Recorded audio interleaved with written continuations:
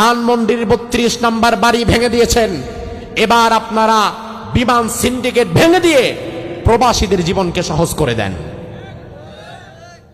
2024-এর 5 আগস্টের গণবিপ্লবে ছাত্র জনতার অবদান সবচেয়ে বেশি ছিল এবং তার সাথে সবচেয়ে বেশি ছিল আমার প্রবাসী ভাইদের অবদান। এটা কি অস্বীকার করতে পারবেন? অসম্ভব, এটা অস্বীকার করতে পারবেন না। তার কারণ আমাদের প্রবাসী ভাইয়েরা রেমিটেন্সকে বন্ধ করে দিয়েছিল। এটা একটা দেশের জন্য মস্ত বড় আঘাত। আবার বিপ্লব পরবর্তী সময়ে দেশের প্রতিটি ক্রান্তি লগ্নে প্রবাসীদের অবদান আছে না নাই? আজ প্রবাসীদের জীবনকে আপনারা দুর্বিষহ কষ্টের মধ্যে ফেলে দিয়েছেন। বিমানের টিকিট সিন্ডিকেট করে করে 50,000 টাকার টিকিট নিয়ে যাওয়া হয়েছে 1.5 লাখ 2 লাখ টাকায়। কেন?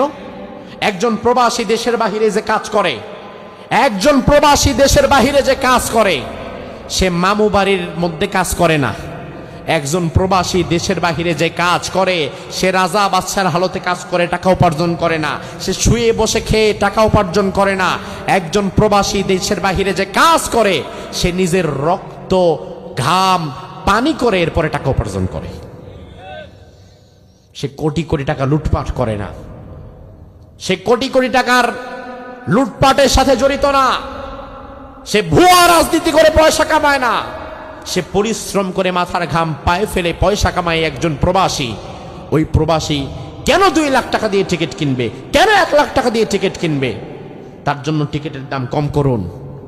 বিমানের সিন্ডিকেট ভেঙে দিন। কালো বাজারিদের হাতকে ভেঙে দিন। প্রবাসীদের জীবনকে কঠিন করবেন না। কারণ এই দেশের প্রশ্নে আমি দেখেছি প্রতিটি ভালো কাজে প্রবাসীদের অবদান আপনারা সাক্ষী দেন, বেশি না কম? এই যে আজকের এই মাহফিল, এত স্বল্প সময়ে এই মাহফিলটা আঞ্জাম দেওয়া যেত না যদি আমাদের প্রবাসী ভাইরা এগিয়ে নিয়ে আসতেন।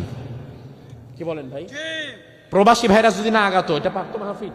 অসম্ভব।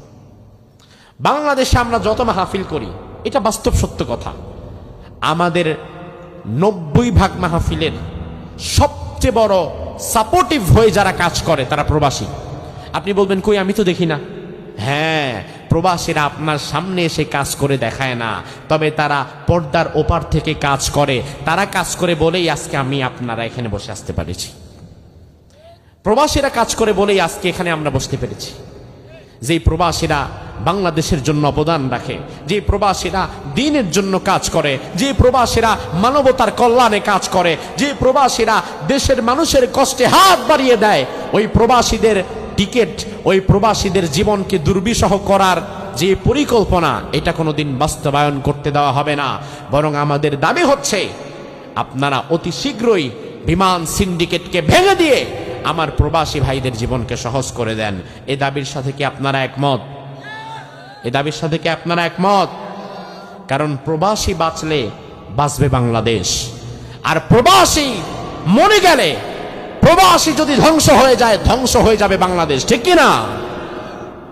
এই কথাগুলো আল্লাহ তাআলা দায়িত্বে যারা আছে তাদেরকে বোঝার তৌফিক দান করুক, বলি আমিন।